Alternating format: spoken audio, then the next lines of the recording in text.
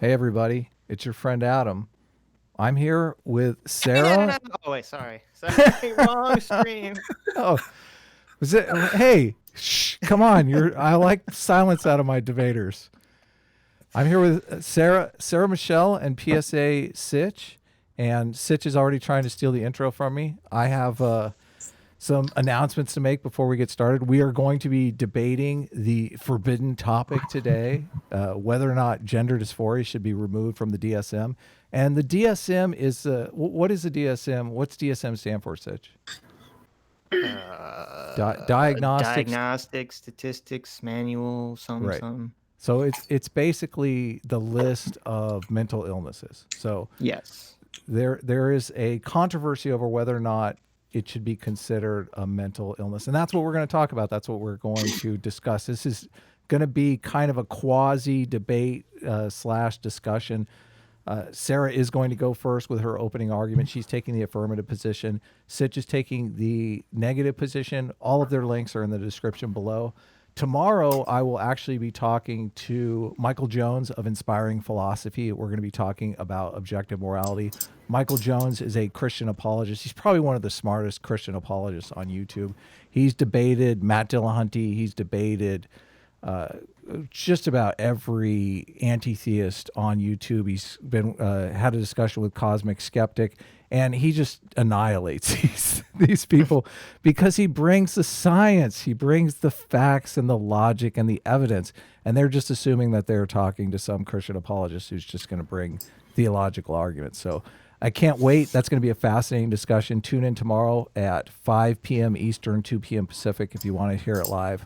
I also am going, there's the debate on Wednesday, August 21st is are anti-theists pro-science?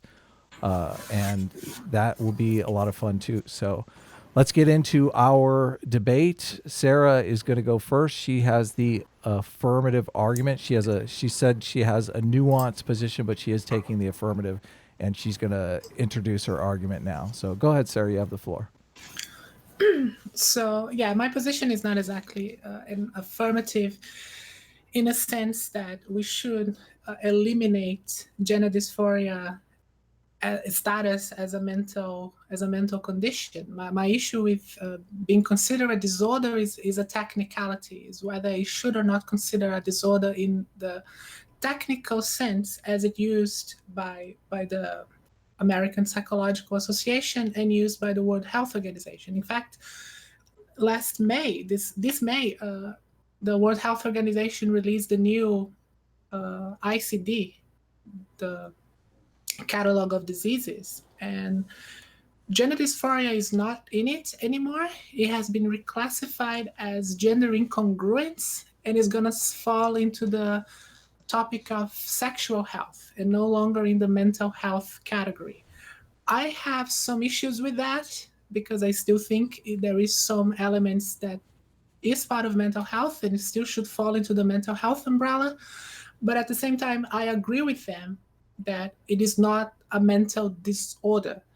Because when you're talking about mental disorder in the sense that we're talking about here, it's something very specific. There is a definition in according to academia, according to the science, to psychiatry, what is a mental disorder. And the conclusion that many organizations had, and that is actually a debate within the American Psychiatric Organization about this. And there are tons of information on the internet that you can find that medical health professionals disagree on this.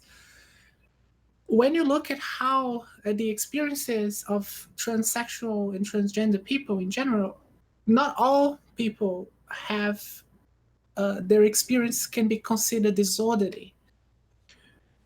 The interpretation that some have, if it's not disorderly for all, then it's probably other things going on that make the experience of some being disorderly. It's not the condition itself. There might be some other elements going on. I think I agree with that line of reasoning, because if the condition itself was disorderly, then it should be disorderly to everybody. I think that that is something I agree with, which is why I think technically perhaps it's not the best way to consider it a disorder. But on the other hand, there are trans people who experience their dysphoria in a way that could be considered a disorder. So here it's where I have like a more nuanced view on this, because the experience is not the same to all. So perhaps the diagnosis, or at least the classification, should not be the same to all either. It might be the case that you can have maybe mild dysphoria, or you can have a more I don't know how you call it, a more help me out here. I don't know. Can we get a definition of gender dysphoria just for the audience? Yeah, absolutely, we can. I can go to the American Psychiatric Organization. What definition do you usually use?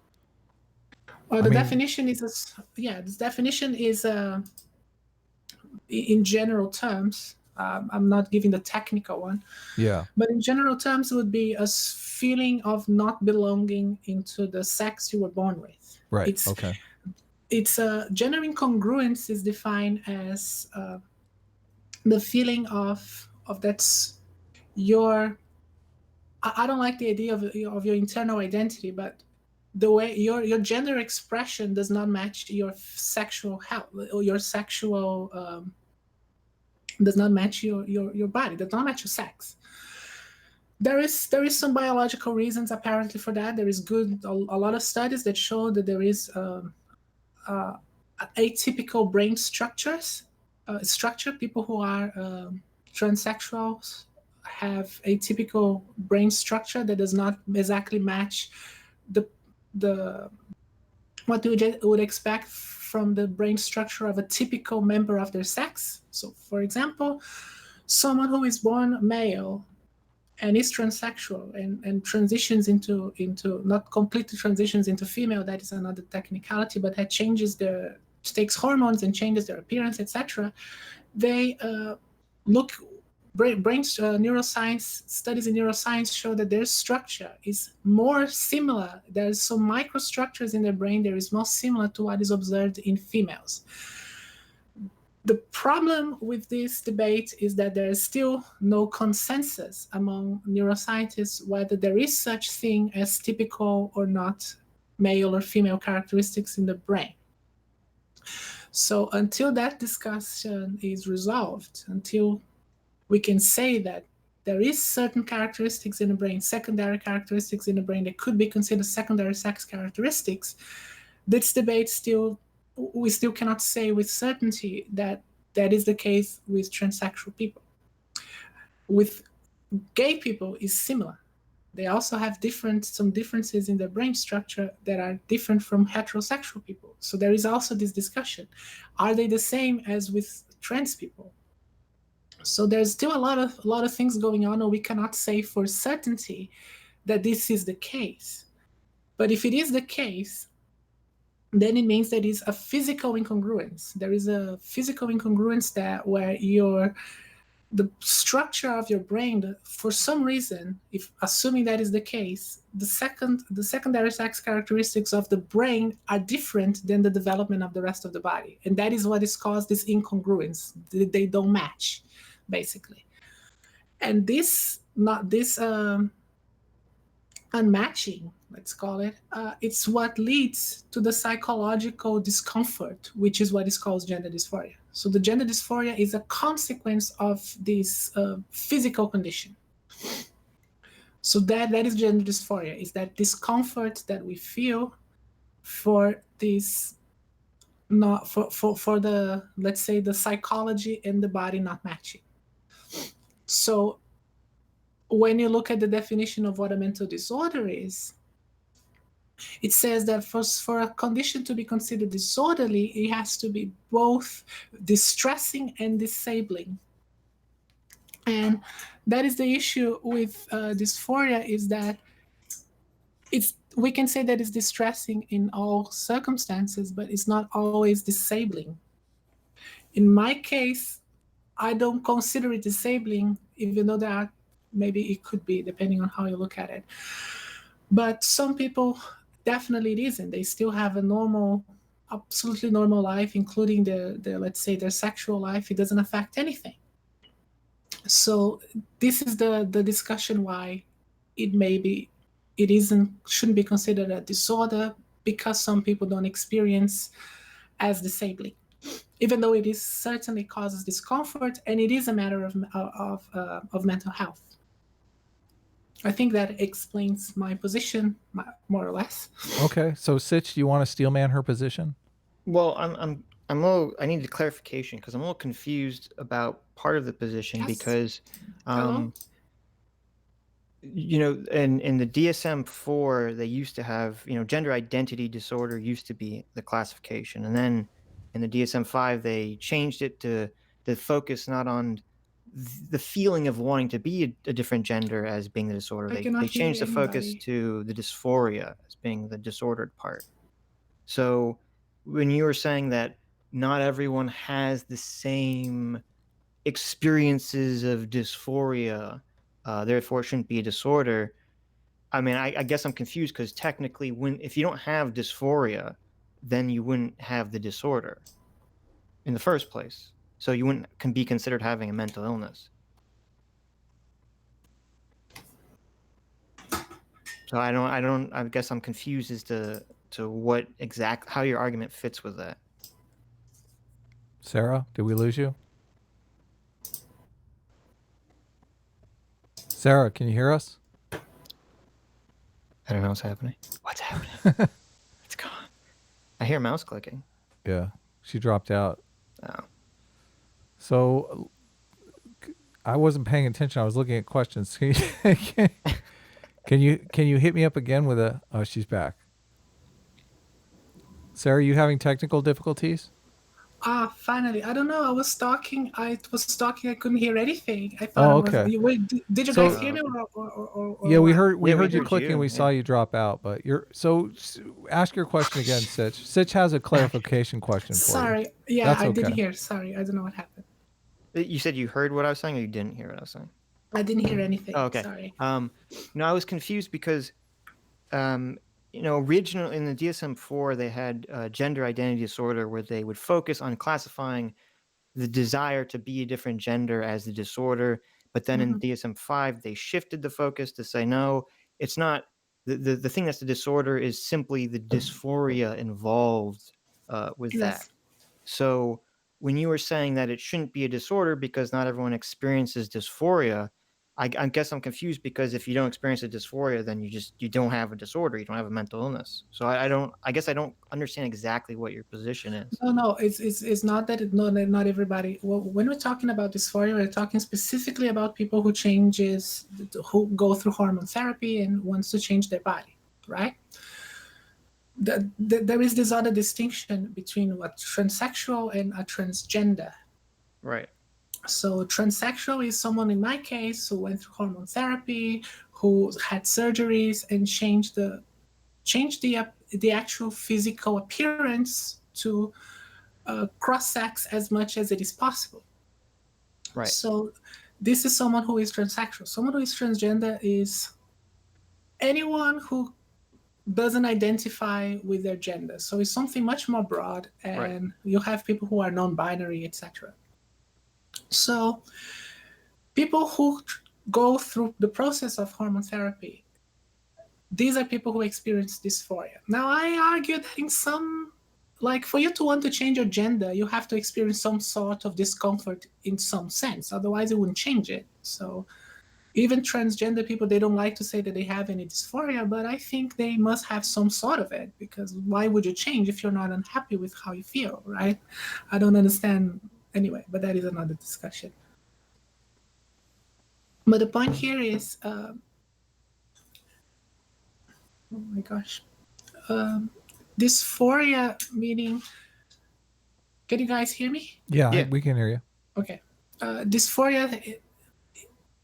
It's not that everyone feels dysphoria, but not everyone feels disability. It doesn't cause disability to everybody, because for something to be a mental disorder, it has to be disabling, according to the definition, to the technical definition of the term mental disorder.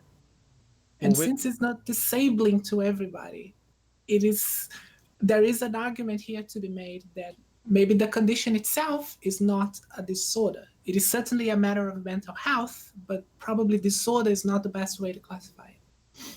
Well, I have the DSM-5 open, and there's like a big long paragraph that I'm not going to read. That's the entire definition for mental disorder. But it says mental disorders are usually associated with significant distress or disability. So if it's saying usually associated, that doesn't mean it has to be. No, there's I think 5 different elements that listed as mental, to be considered a mental disorder. I probably found them. I mean, I think I know what you're talking. I've seen people create these lists of like the 5 things that make something a mental disorder, but these are kind of like people breaking down the official definition in an easier to understand way. But it's not. It's complex. Yeah. Yeah, but the official definition is super broad on purpose, and so I'm saying if your only criteria is that you didn't suffer from feeling like you were disabled in your life. My only point is I'm saying that you don't have to feel that you're disabled in your life according to the DSM-5 for something to be classified as a mental illness. Well, that is a discussion among psychiatrists. That is exactly the discussion that psychiatrists are having regarding this, because some understand that yes, you have to have both. A condition has to be both disabling and cause distress in order to be a disorder. Some agree with what you are saying as well. That is the definition. Well, I'm just reading what it says in the DSM-5. I mean, yeah, it's up for interpretation. Exactly, and that is the debate. That is a debate that's going on, and looking at how the ICD is changing, the consensus seems to be that in this case, it is not appropriate to call it a disorder. At the same time, I have issues when they completely removed it from mental health, because I think it still is a matter of mental health. And this could be a problem because one of the most important things about if you feel this discomfort is to have access to mental health professionals. And now that is not part of the mental health umbrella, I don't know, maybe insurances are not going to cover it anymore. I don't know what's going to be the consequences of that. And there can be some consequences that are negative. So I don't know what's going to happen. Is your concern really just like a semantical one, that you don't like the term mental illness and you'd rather? It's nothing to do with politics or whatever. It's just simply for a technical issue. I don't think it fits the definition in the technical sense. I still think it's a matter of mental health. Yes. So how would you like it to be classified, I guess? Well, I think maybe it's something that, because I had connection issues here, but I think there should be 2 types of gender dysphoria. There should be a severe gender dysphoria and a mild gender dysphoria. I think severe gender dysphoria is a mental disorder, because there are some people who experience their condition in a very severe way, and it can be considered disabling. Now, there is a famous case in a transsexual in Brazil. She tried to cut herself at home. Now, that is very severe. Now, that is a state of being extremely disorderly, that you could almost kill yourself to change your body. But some other people don't. Some other people don't experience that level of distress, and it doesn't even affect their sexual life. They still have a very healthy sex life with how they are. So their dysphoria is very mild, and they still transition. They still take hormones and go through all those changes. So there seem to be, not everyone experiences it the same way. So perhaps having two classifications, one mild and one severe, it's, in my opinion, the best way to go. Yeah, but even if there was a mild one, I mean, wouldn't it still would exist in the DSM-5, wouldn't it? It could still exist in the DSM, yes, but still technically, in my opinion, wouldn't be a disorder, because in the DSM, there are certain conditions that are listed there. They're technically not disorders, but it still is a matter of mental health. Yeah. There. I mean, I'm not aware of that. Yeah, there is a topic for general mental health conditions that are not necessarily disorders. Because that's the whole thing. Like, there is so much nuance to these things, and each individual experiences them differently, that not everyone is going to experience in a way that you could classify as disorder. It's just a label in the end, and that is the other thing, that this is the problem. I think the core of this discussion is the stigma that the label disorder has, and that is something that affected me for a long time. We don't want to be associated with the label disorder, because if we have a mental disorder, that means, people give us a lot of shit, treat us badly for it, don't take us seriously, or don't believe that how we feel, don't acknowledge that what we feel is sincere, etc. I have people saying absurd things like, oh, trans people are basically schizophrenic, which is totally absurd. And that is the stigma, I think, that exists behind this, behind mental health. Like, you have two sides that are using the label mental disorder and are stigmatizing it as being something so negative that you either use the label as mental disorder to exclude people, or you don't want to be associated with it at absolutely no circumstance. And I think this is the core problem here. It's there is still too much stigma with mental health, and this discussion is not helping for us to overcome that.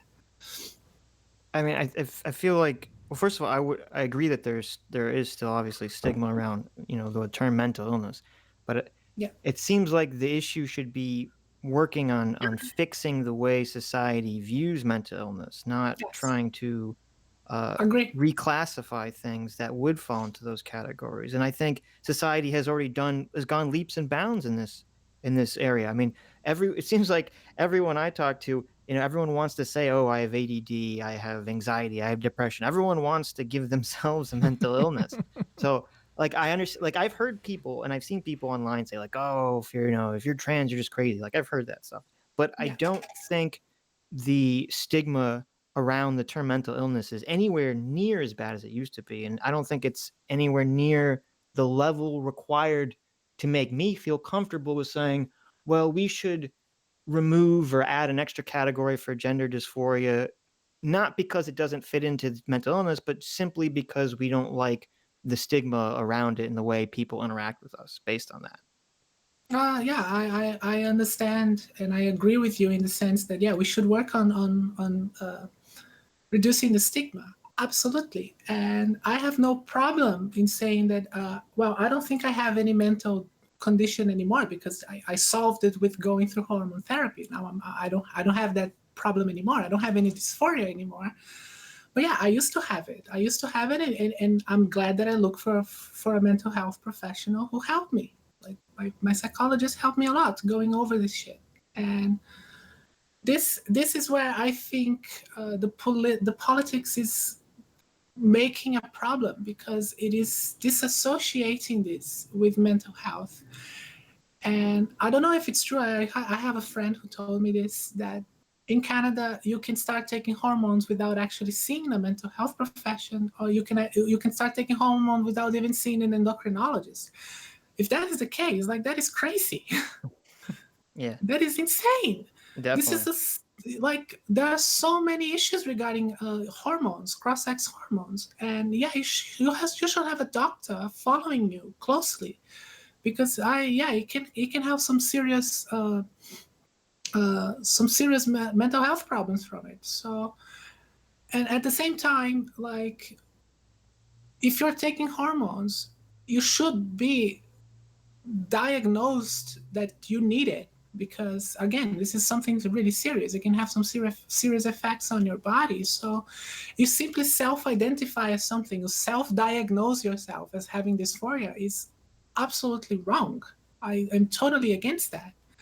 And this is the thing, when remove this from the mental health umbrella is a problem, because people are going to start taking hormones and maybe making some real bad mistakes in their life and ruin their bodies or ruin their health, because they subjectively believe that they belong to the opposite sex, like, without having any actual evaluation from somebody else. I am totally against that.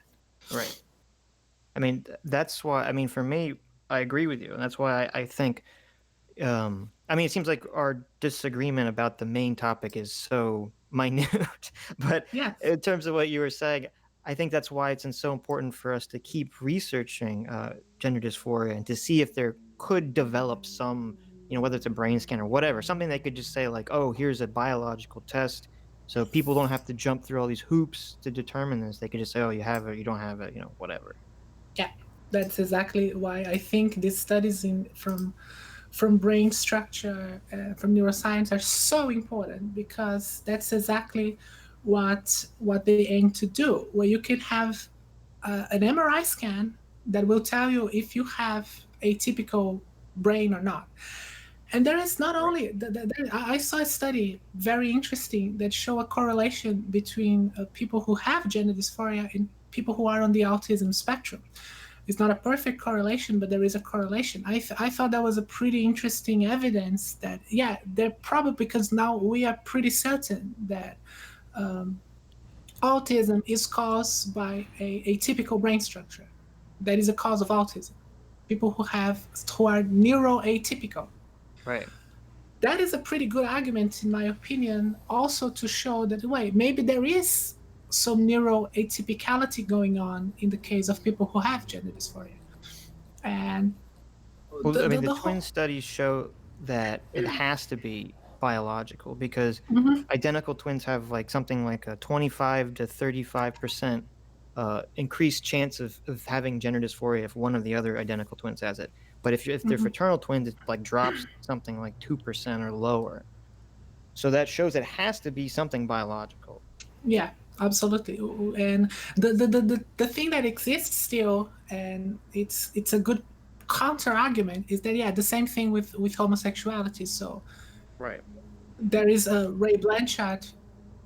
It's famously has his argument that trans people are gay people with a little bit, I don't know, a little bit more, I don't know, flamboyant. I don't know exactly Right. how Dr. Ray would classify that, but there is a study that was released. I think it was 2 years ago. I don't know if there is any other, but it's a very interesting one that's finally studying this correlation. If there is differences among trans people and gay people. And yeah, Mhm. this study was published on Nature 2 years ago, showed that there is some differences. Because there is another thing about trans people: the majority of people who have gender dysphoria are actually bisexual. So there doesn't seem to be a correlation of sexuality and dysphoria and feeling that you belong to the opposite or the opposite gender. So Sitch, can you Sitch? I'd like yes. just for the audience for you Right. to actually steelman our argument and give your counter argument, because I don't know that I necessarily understand. You're saying that there's very little difference between you two, but can you just summarize the arguments for and against? Well, it sounds like um, she's saying not that not everyone suffers from dysphoria to the same level, and thus there should be a different classification for those who have mild dysphoria that shouldn't be necessarily associated with a mental illness because the mental illness label has too many negative, public qualifiers attached to it. Right. It's simply, as I said, it's simply a matter of technicality. Is whether it fits the description of a mental disorder or not. And I think in some cases it does, in some cases it don't. So maybe we should have maybe two different classifications there. But I still think, yeah, it's a matter of mental health, and it shouldn't be removed from that. I think that is a problem. Yeah, I mean, I personally, I don't care if people want to classify it as a mental disorder or mental health or what. I mean, whatever. As long as it's being Yeah. classified as something that Mhm. needs to be looked into and researched and dealt with. Absolutely. In that we are in total agreement. I absolutely agree with you on that. And I think politics is poisoning this, in the sense that, yeah, it's some people want to completely disassociate with the matter of mental health, or even as a matter of health in general. And Right. that's the problem. I, I actually have a joke that we should make We should make trannies great again, because that is kind of what's going on here, in the sense that in the past we would discuss these things. When I would talk to another trans person, we would talk about our personal experiences. We would try to help each other overcome these internal conflicts that we go through, and politics was never brought up, ever. Mm-hmm. We won't talk to other trans people that we are transitioning to smash the patriarchy or abolish gender roles or whatever. That was not the reason why you would transition. And it does seem, now I'm gonna be called a total transphobe after this stream.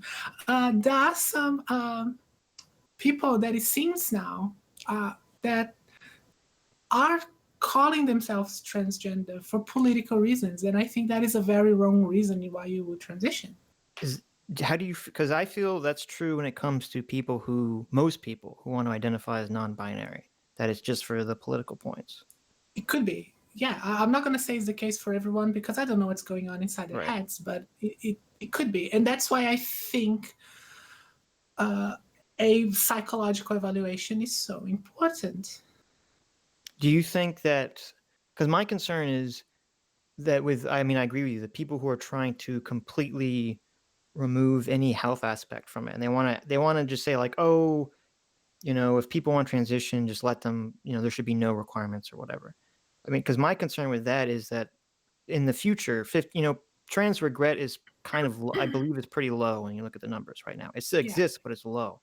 But I'm afraid that now, because of the political force behind it, that you're going to have in 15 or 20 years from now, there's going to be a much higher rate of trans regret.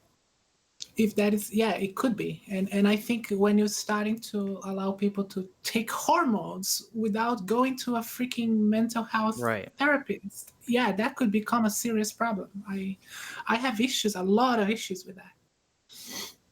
Because yeah, you're taking hormones is not it's a pretty serious thing. It can cause some serious damage in your body, depending. I have a friend who almost had embolism in her lungs because of it, because she smokes. And combining cross-sex hormones with smoking it can be pretty serious. You can actually die if you're not careful. Wow. Yeah. So Adam, is there anything else you want that needs to be clarified, or? Well, no, I want you to make your argument why you think the gender dysphoria should remain in the DSM. I have 4 questions so far. So, I mean, my argument is just, I look at the definition; it fits the definition, and I understand that there is stigma behind it, but I don't think that to me, I think it's more important that we're able to classify things objectively when it comes to the medical field. So what homosexuality is once classified as a mental illness. So what is your argument that homosexuality and gender dysphoria are very distinct? Was like, basically homosexuality was only classified as a mental illness in DSM 1 and 2, and at that point the DSM was basically just a list of things. It wasn't really like an in-depth diagnostic tool the way it is now. So once they changed it over to being more scientific, I guess, they got rid of the homosexual from being a mental disorder. But also the more important part of that is that if you're gay, any problems you have with being gay are entirely external. They're entirely society and people not accepting you for being gay. There's no internal problems related to that, except for societal ones. But if you have gender dysphoria, even if everyone in society accepts you, which they should, you still have an internal dysphoric feeling about yourself that you can't change, without going through, transitioning. So that's why that would be differentiated from homosexuality. And in fact, I think that's part of the problem that Sarah was talking about, is that first of all, that people with gender dysphoria is labeled under transgender, which is such a hugely broad category that they shouldn't be lumped in with, cross-dressers or non-binary or any of this other stuff. And I don't even know if it should be lumped in with, because it's on the LBGT tag, and I don't even think it's really appropriate in that, and being lumped in with that group of people anyway. Do you have a comment on that, Sarah? Yeah, I understand what Sitch is saying, because yeah, it makes the whole thing very political when it's in fact a matter of health. And Right. I agree with with what you said about gays, that there is no internal conflict there, and it's mostly because of prejudice that they have sometimes mental health problems. In the cases trans people, is the mental health problems are certainly become more severe because of the social stigma as well. That is what the Williams Institute research that Ben Shapiro likes to quote and misrepresent. What they actually showed is that there is still a lot of stigma, a lot of harassment that trans people go through. They're saying it's getting worse. Is what they're No, saying? they say that it makes the problem worse. Oh yeah. Okay, gotcha.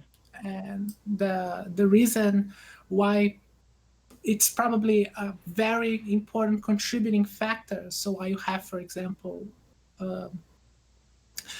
such a high percentage of trans people who think about killing themselves, etc. It's because the conclusion that they have is because of social stigma and because of harassment and violence that some people suffer. Because yeah, I know a lot of trans people, and some actually have to leave their home. I met some who have to live on the street for a while because they were rejected by their parents.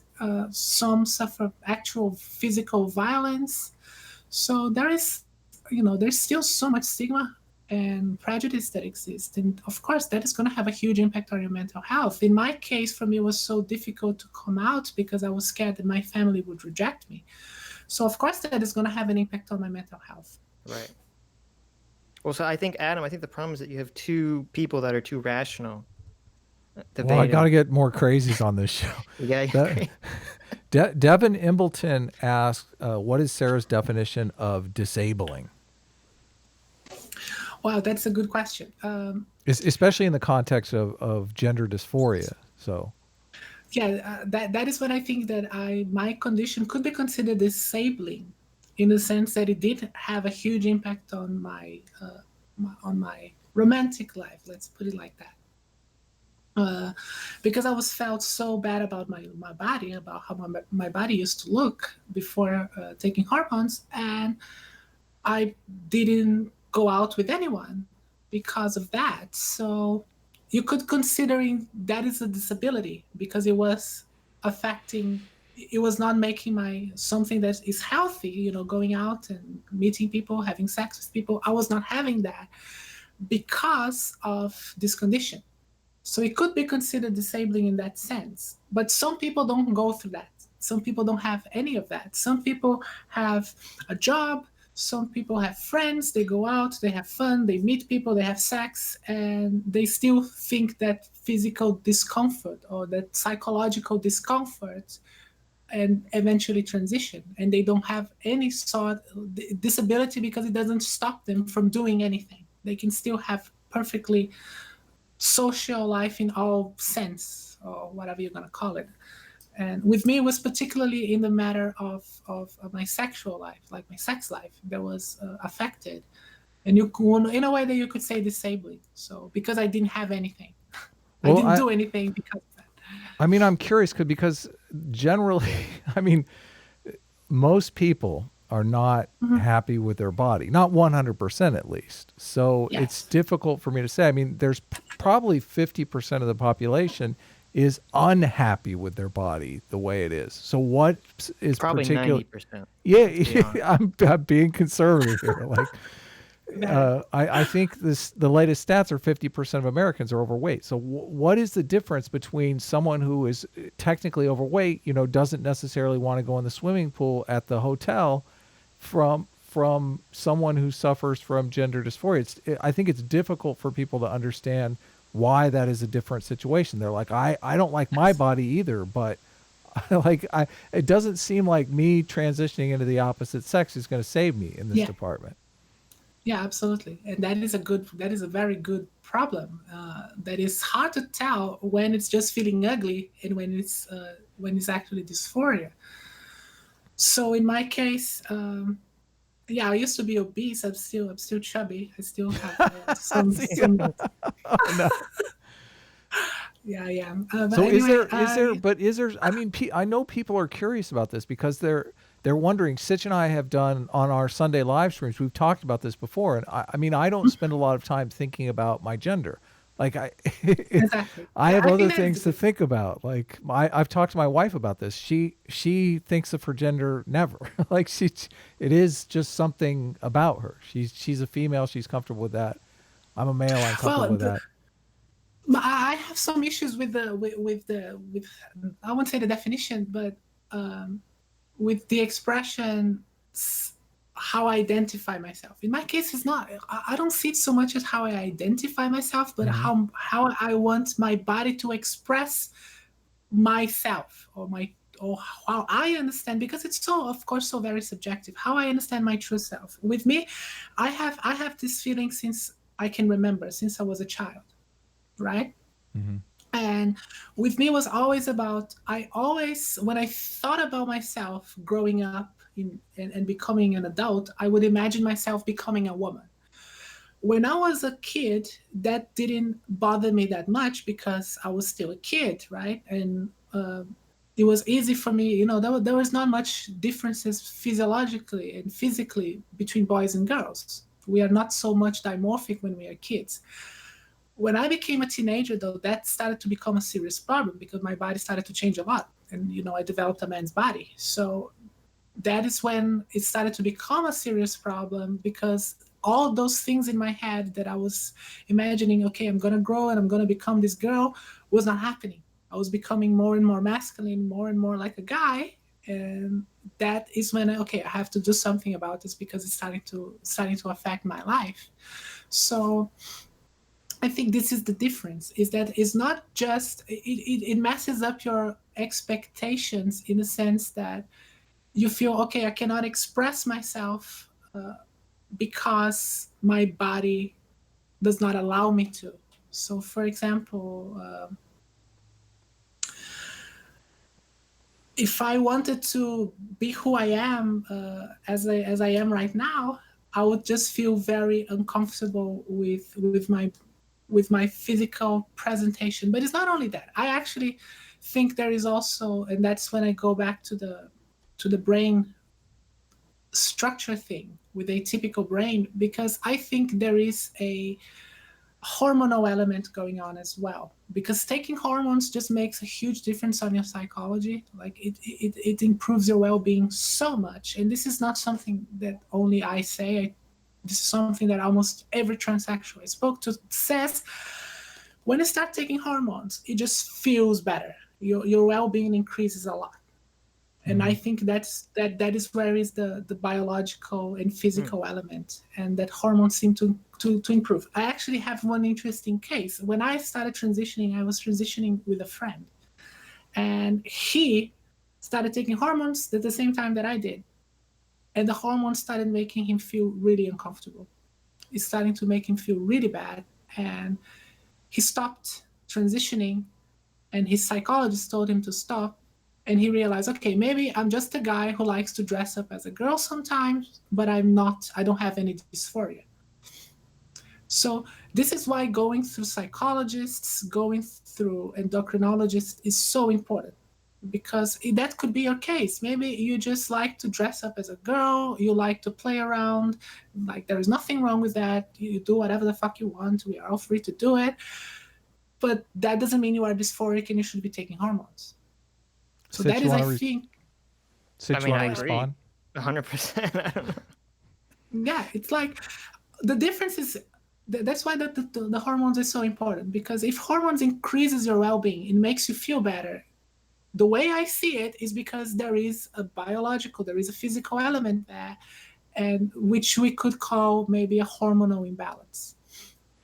My question is, I just wonder how much of it is internal and how much of it is external.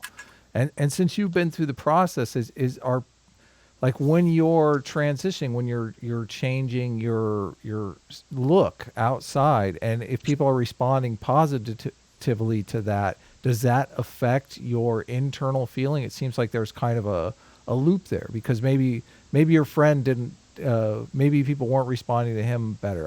You understand what I'm saying? Some of it is Some of it is So you're trying to obviously dissociate. Was taking the hormones making you feel better? Was it purely an internal process, or was it an external process? It was internal process because your body actually takes years for your body to change. And that is another thing regarding the trans athlete thing. Anyway, I don't want to get into that, but it takes a lot of time. It takes years for your body to, like, the changes are progressively and they are slow. It takes my endocrinologist, when I started, said, yeah, it takes at least 2 years until you actually have some significant changes in your body. So it's not something that happens right away, but the psychology, but when you start, your hormone levels change rather quickly. When you start blocking testosterone and taking estrogen, it doesn't take many months for your hormone levels to completely change. But that's the thing. When it's hormones, they work, they regulate gender, they regulate gene expression of sexual characteristics, right? Mm-hmm. So the changes on phenotype and the changes on your physiology are going to be progressively. When you change that regulation that caused by the hormones, it's going to take time until your phenotype changes, until you have those physical changes. But already changing the hormone levels causes a huge increase in well-being. And then, of course, as your body starts to changing, those feelings improve. You start feeling even better because you start seeing actual results in your body. With my friend, before those changes actually started happening, he already started to feel very uncomfortable just by changing the hormone levels. Like estrogen starting to make him feel really, really, really bad. So because it's like his body was like, no, there's something wrong here. That's not.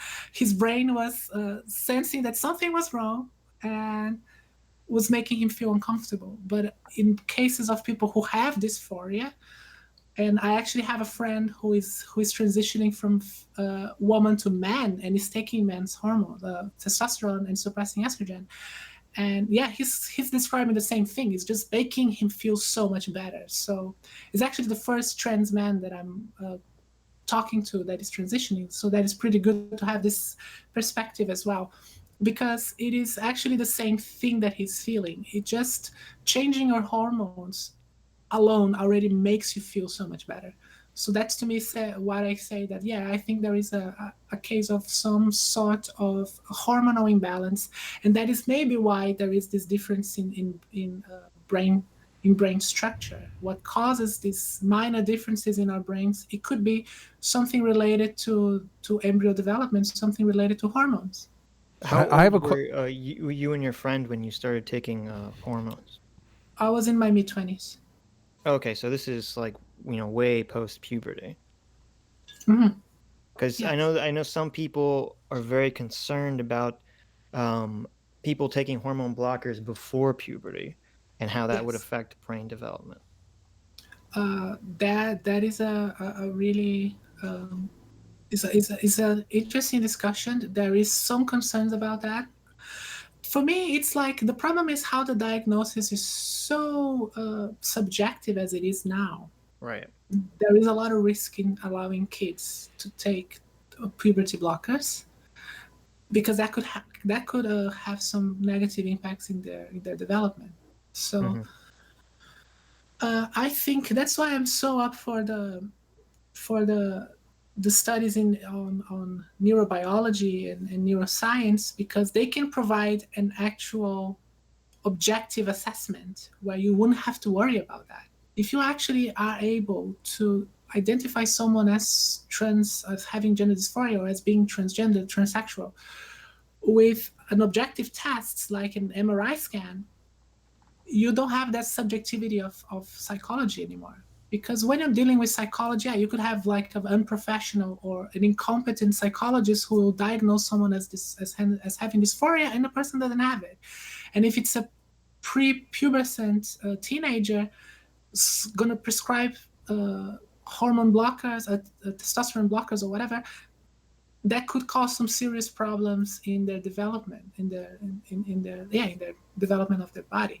So, because if you block testosterone and doesn't suppress and doesn't replace with estrogen, so if you block it and don't replace it after a period of time, that could for example, have some problem apparently in your bone development. So that is actually an argument that Essence of Thought and King Crocodile had. Right. So let's get you in a little bit more trouble. Let's say, Okay. hypothetically, they do come up with the brain scan that shows whether you have gender dysphoria or not. So would you be in favor of, say you have a 12-year-old child, they say they have gender dysphoria, you take the brain scan, they say, no, you don't. So, but the child still believes they do. Would you be in favor of the doctors saying, well, we're not going to let you transition? If the brain scan says no, I think that a child should be allowed to have puberty blockers if the brain scan, if we establish that that is the case and the brain scan doesn't show it. Yes. So what about when they're an adult? When they are an adult, then I think they should be allowed as long as it's well monitored. Mm-hmm. I think so. That will get you labeled a transphobe probably. Probably. I have a question about your argument about the severity issue. It seems like mental illnesses have an innate severity in them already. We have attention deficit disorder, which I think would be considered far more slight than something like schizophrenia. Yes. I'm curious how splitting gender dysphoria into two categories. I'm curious how it would work and why it would be useful, because I think what people are really trying to assess is like the severity of it. Is it an attention deficit disorder type thing, or is it a schizophrenia? Well, it's, as I said, it's merely a technicality. And it works in a similar way that if you're going to put it as an autism spectrum.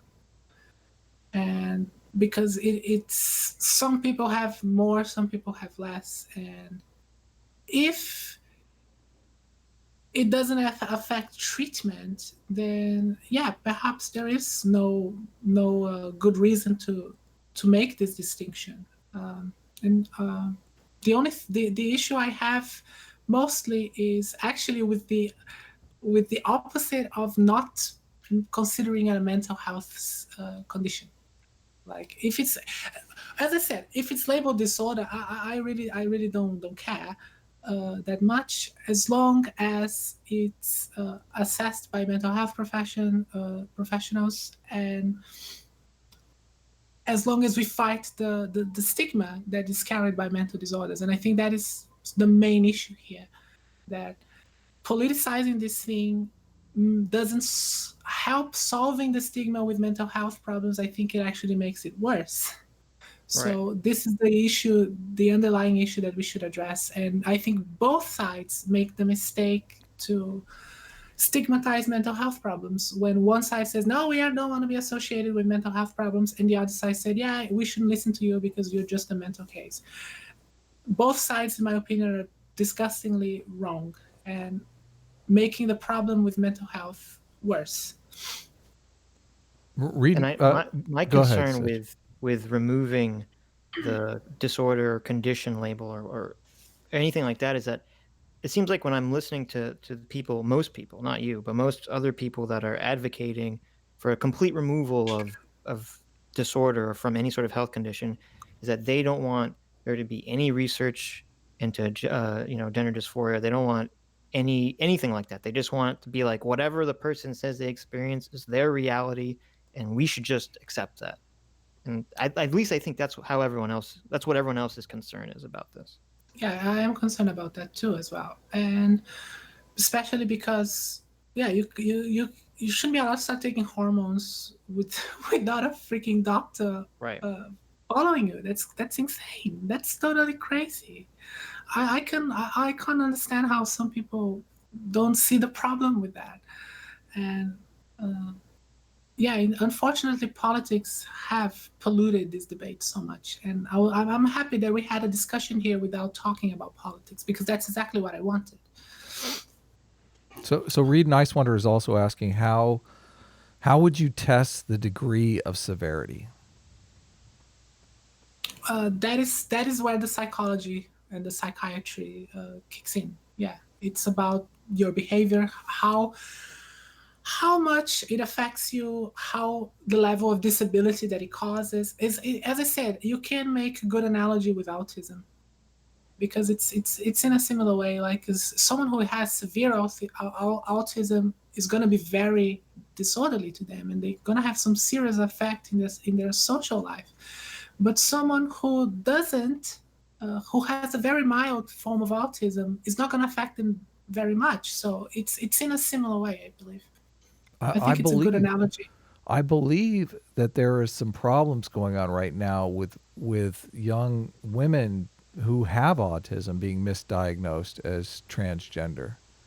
So it could be.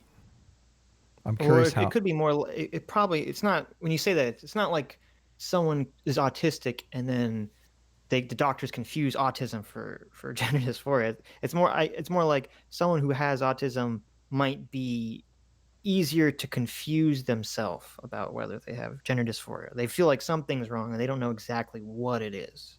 That's exactly right. Yes. Mm-hmm.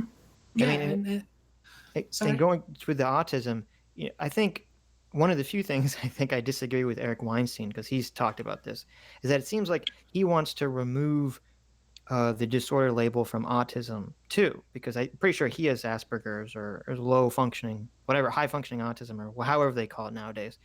And I mean, I don't agree with that either, because I understand his point that it can actually help people in certain avenues, of your life, but it's still, fits all our classifications of disorder.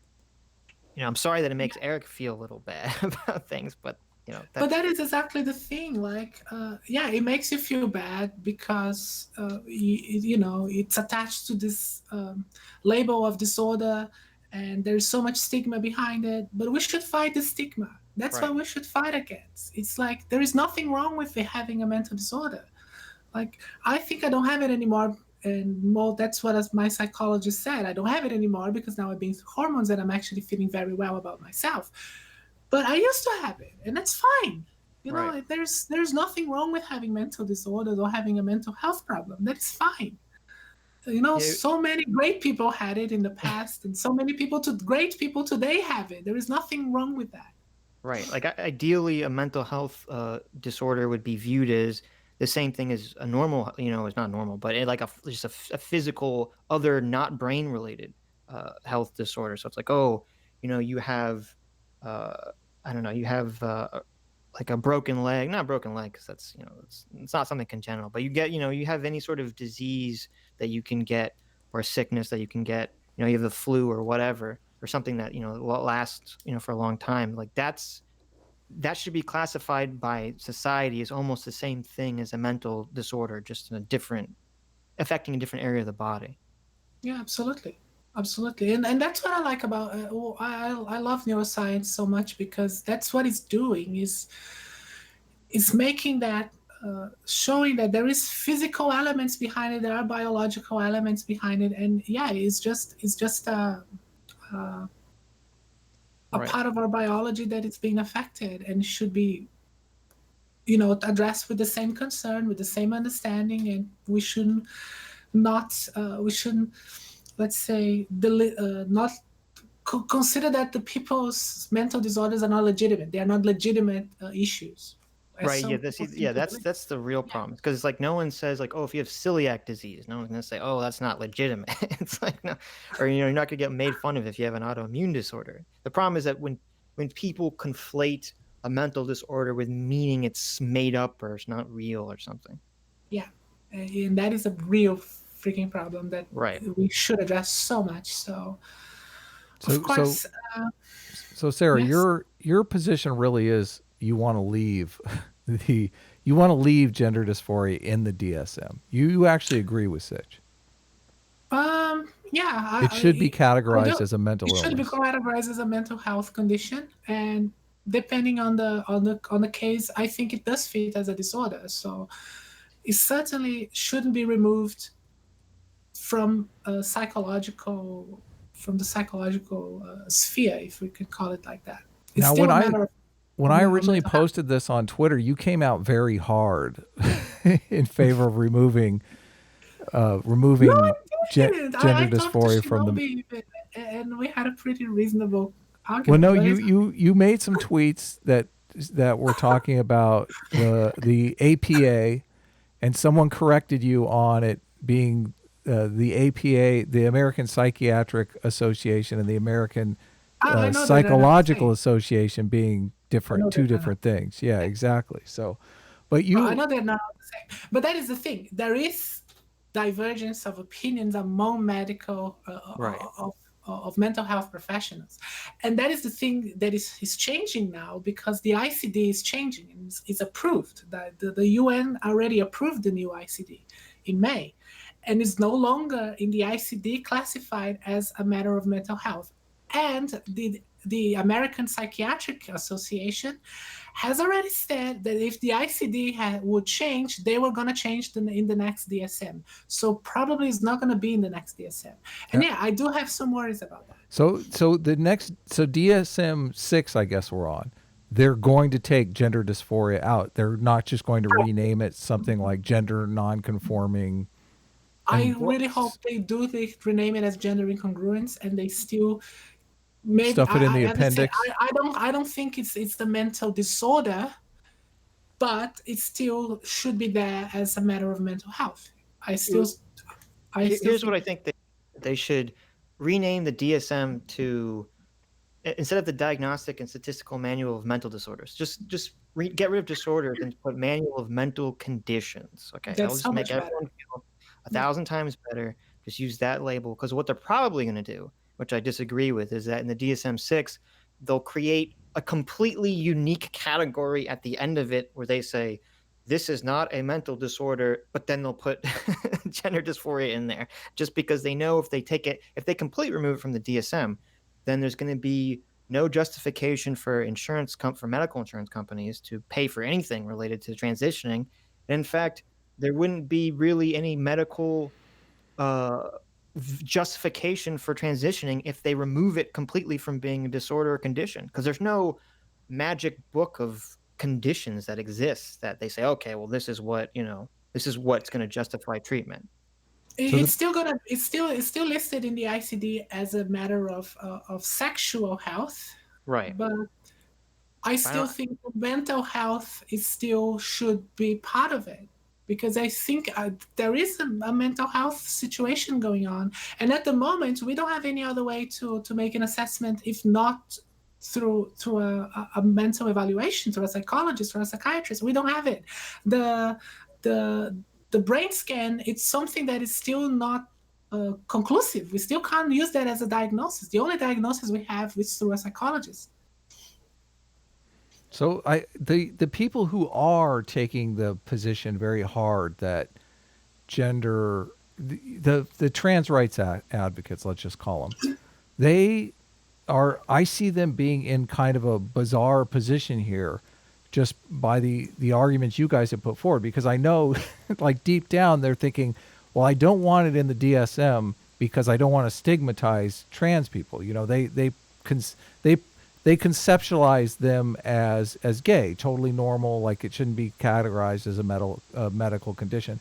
But at the same time, part of them wants to help these people by getting them medical care. So they want it to stay in the DSM for those reasons, which makes their position very, I mean, how do you reconcile that position? So I don't know. And they also at the same time say there is no brain differences between men and women, and at the same time say that trans people have atypical brain. So how does that work? Actually, I've gotten to long arguments. I've got long arguments with supposed trans activists who were arguing against me, saying that gender dysphoria is not a biological condition. They're arguing that gender and sex is entirely a social construct. And I'm just like staring at people like they don't understand what they're advocating for. Because if you're saying that gender and sex is only a social construct, then you're completely removing any justification for transition treatment. Absolutely. I do remove any justification for transitioning at all. Yeah, exactly. So I had this argument with someone too that sex is a social construct. That was funny.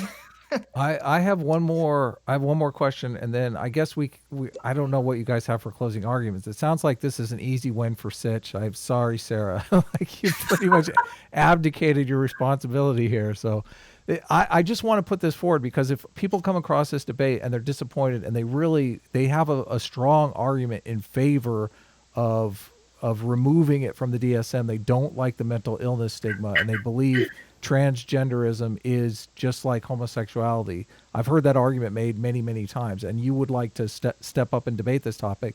You can reach me via email. It's in my About section on the page. You can also direct message me on Twitter.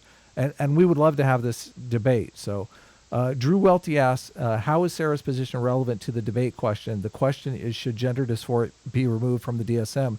Not should changes be made in general. So, but it sounds like we've already really covered that. But do you have a comment, a final thought on that? Well, the thing is, when was on Twitter, that is not the question that you posted on Twitter. So the post was, is it a mental disorder? When you posted on Twitter and I got involved, the way you phrased it was, is it a mental disorder or not? So that's This is your fault, Adam. It is your fault, Adam. All your fault. But you're my argument with Shinobi was whether it was. Oh, I remember. Yeah, I remember. It got spicy. So let's suss that out a bit. So mental disorder and mental illness, are you defining those as two different things? No, they are the same thing. Okay, mental disorder and mental illness are the same thing. But you're saying transgenderism is not a mental illness or a mental disorder. Well, wait. Transgender, that is the distinction, though. Yes. Transgenderism and gender dysphoria are not synonyms. They're different things. Okay. Did you say transgenderism in your original tweet? Is that the problem? I think I said gender dysphoria, but... Okay. You said gender dysphoria. Yes, you did. So gender dysphoria you're saying gender dysphoria is not a mental illness, not a... I think it doesn't fit the description of a mental disorder. But it could fit in some cases. But then this comes the question. Those cases that are really severe is because of the condition itself or because of other environmental factors that make people really depressed? It's hard to tell. Yeah, that's what I'm saying. Like if someone has OCD and they are going to fixate on whatever they decide to fixate on, some kid that has OCD and decides to fixate on fixing up cars is in a different situation than some kid that decides to fixate on, I want to change genders, right? Yeah, absolutely. Or touching, light switches or whatever. You're talking about OCD. I mean, I don't think people have, there was a thought process. I know that gender dysphoria was a type of OCD, but I don't believe anything has ever proven that. Okay. So I don't know if you just accidentally stumbled upon that comparison. I heard that. That's weird. So Sarah, you went first. So you deliver your closing argument first. I actually want to address something that was talked in the chat. Where is it? Something about mental health problems being first world problems, or depression being the first world problem, and that is the kind of problem with mental health conditions that people say depression is actually worse among poor people. Poor people, I believe people who are in the shit, they suffer from depression more than people who are doing well. This is the kind of stigma that there is, that it's something that helped the stigma that it's just something that rich people or privileged people have. It's no big deal. That is not true. That is so not true. Like people who suffer from depression and are suicidal, like the percentage of depressed people is usually old men. Old men are the most depressed people, usually the people who suffer from this problem the most. So it is not something related only to you have no real worries in your life. It's actually a serious problem. And when you're talking about clinical depression, there is some biological elements related to it, and environmental factors. It's also have an impact, but that is the thing that some people make this association of mental health problems. It's because you don't have real issues in your life, and that is something that we should really, really stand up against and try to educate people and talk about these issues in a more sensible way to just get rid of this stigma, because Yeah, mental health problems are real problems. Sitch, your closing In argument? terms of, well, I don't have a really closing argument because we basically agree on most of the things. But in terms Well, of your victory lap then. in terms of the third world, Zofrats first world in the question, chat. Zofrats in the chat says Sitch showed up and won. Typical white male. It's exactly. I'm so privileged right now. But no, you know, the first world mental health question, I find it interesting because I've thought about that a lot too. And I think part of where the confusion comes from is that if you're living in a third world country where things are pretty rough, you know, and you can obviously have depression, anxiety, any mental illness. The difference is when you look around at everyone else around you, it's like everyone's in the same hole as you. So maybe you're not identifying it as like, oh, I have depression, because like, no, that's just the state everyone else is in.